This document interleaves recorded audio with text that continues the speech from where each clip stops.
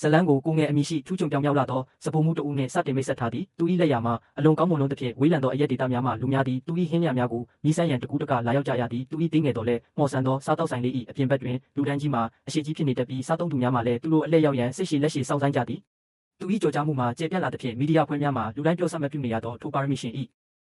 အချက်ပြုတ်ပညာကိုရိုက်ကူးရန်ပုံမှန်လာရောက်ကြသည်ကိုငယ်သည်ရှေးဟောင်းရိုးရာနည်းစနစ်များမျိုးဆက်ဟောင်းများထံမှလက်ဆင့်ကမ်းလာသည့်ဓာတ်အသုံးနှုန်းအတတ်ပညာများစိတ်ရှိမှုနှင့်တိကျမှုလိုအပ်သောချက်ပြုတ်နည်းများကိုအသုံးပြုသည်သူ၏လက်လှုပ်ရှားမှုတိုင်းမှာလူတို့ကိုအံ့အားသင့်စေသည့်သူသည်ပါဝင်ပစ္စည်းများကိုမယုံနိုင်လောက်အောင်မြန်ဆန်သောနှုန်းဖြင့်လှိဖြတ်ပြီးဦးများကိုတည်ငြိမ်ကျွမ်းကျင်စွာမွှေးနောက်ကရှေးရခင်ချိန်များမှရွေးထွေးမှုကိုတည်ဆောင်လာတဲ့ကဲ့သို့သောဟင်းလျာများကိုပြင်ဆင်တတ်သည်သို့သောသူ၏ပြည့်စုံမှုများနောက်ွယ်တွင်ပြန်လည်မြင်အောင်လာတိုင်းနာကျင်ရသည့်ကလေးဘဝအမတ်တရတစ်ခုရှိနေသည်ကိုငယ်သည်ငယ်စဉ်ကတည်းကချက်ပြုတ်ရသည်ကိုဝါသနာပါခဲ့သူဖြစ်သည်သူ၏ဖခင်မခသည်လည်းထူးချွန်သောစပိုမှုတဦးဖြစ်သည်ကိုငယ်အသက်10နှစ်အရွယ်တွင်သူတို့၏မိဖို့ကြောင့်လေးထဲ၌ဖခင်ဖြစ်သူကဘေးမှရက်ကမင်းဒီလောက်ကြီးလာတာတောင်ခောက်ဆွဲကိုတေချာမလုပ်တတ်သေးဘူးလားဒီလိုနဲ့မင်းဘလို့လို့စပိုမှုကောင်းတယောက်ဖြစ်လာမှလဲဟုသူ့ကိုပြင်းပြင်းထန်ထန်စူပူလေးရှိသည်ထိုစကားများမှာခါတိလာတော်လဲကိုငယ်ကိုပုံမစူးစမ်းလာစေရန်တွန်းအားပေးခဲ့သည်တိုးတော်တနေ့တွင်ကြိုတင်ကြောင်းကြားခြင်းမရှိဘဲမကောက်သည်သူ၏အိမ်မက်များကိုအကောင့်ထဲပေါ်ရန်ထွက်ခွာသွားခဲ့ပြီးဘယ်တော့မှပြန်မလာတော့ပေကိုငယ်သည်သူ့ဖခင်ကိုရက်ပေါင်းများစွာသတင်းပတ်ပေါင်းများစွာလာပေါင်းများစွာစောင့်ဆိုင်းခဲ့တော်လဲထိုတကားမှာနောက်တစ်ချိန်ပြန်ပွင့်မလာခဲ့တော့ပါထိုအထီးကျန်မှုကသူ၏နှလုံးသားတွင်နှရှိန်သောဒဏ်ရာတစ်ခုဖြစ်စေခဲ့သည်ထိုနာကျင်မှုမှတစ်ဆင့်ကိုငယ်သည်တနေ့မှငါဟာကမ္ဘာအတော်ဆုံးစပိုမှုဖြစ်လာစေရမယ်ဟုတစ္ဆာဆိုခဲ့သည်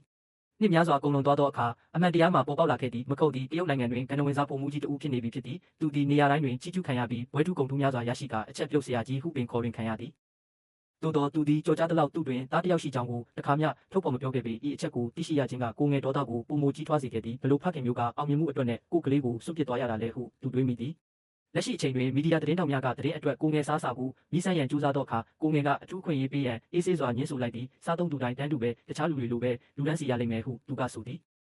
ထိုစဉ်လူတစ်ယောက်ကလူတန်းကိုတိုးဝေကဆိုင်ထဲသို့ရောက်တက်ရဝင်လာသည်ကိုငယ်ကသူ့ကိုချက်ချင်းတားဆီးပြီးအလက်ပြန်ဆောင်ရန်ပြောသည်ထိုလူမှအရှက်ရသွားပြီးကိုငယ်ကိုချင်းချောက်လေသည်မင်းရဲ့ဆိုင်ကိုပြန်လည်ပြင်ဆင်ဖို့အတွက်အပိတ်ခံရအောင်ငါလုပ်မယ်အဲ့ဒီခါကျရင်မင်းကိစ္စပြီးတာမှတ်ဟုကြုံသွားသည်ကိုငယ်သည်မတုံမလုပ်ပဲထိုလူကိုဆိုင်ထဲမှတုံဆိုင်ခြင်းမရှိပဲနှင်ထုတ်လိုက်သည်တစ်ချိန်တည်းမှာပင်နောက်ထပ်စပိုမှုတဦးဖြစ်သည့်ချုံမောပြီးနာမည်ကြီးသောအချက်ပြုတ်ပညာရှင်ပေါင်းနှင့်မိတ်ဆက်ပေးထားသည့်သူသည်အထူးသဖြင့်ကြော်ကြားသူများနှင့်တော်ဝင်မိသားစုများအတွက်သာချက်ပြုတ်ပေးသူဖြစ်သည်သူ၏ချစ်သူမေယာကလက်ထောက်စားဖို့မှုဖြင့်ကူညီပေးပြီးသူတို့နှစ်ဦးမှာပြင်သစ်တော်ဝင်မိသားစုကိုကျင်းတဲ့အားရစေမည်ဟင်းလျာများကိုဖန်တီးကြသည်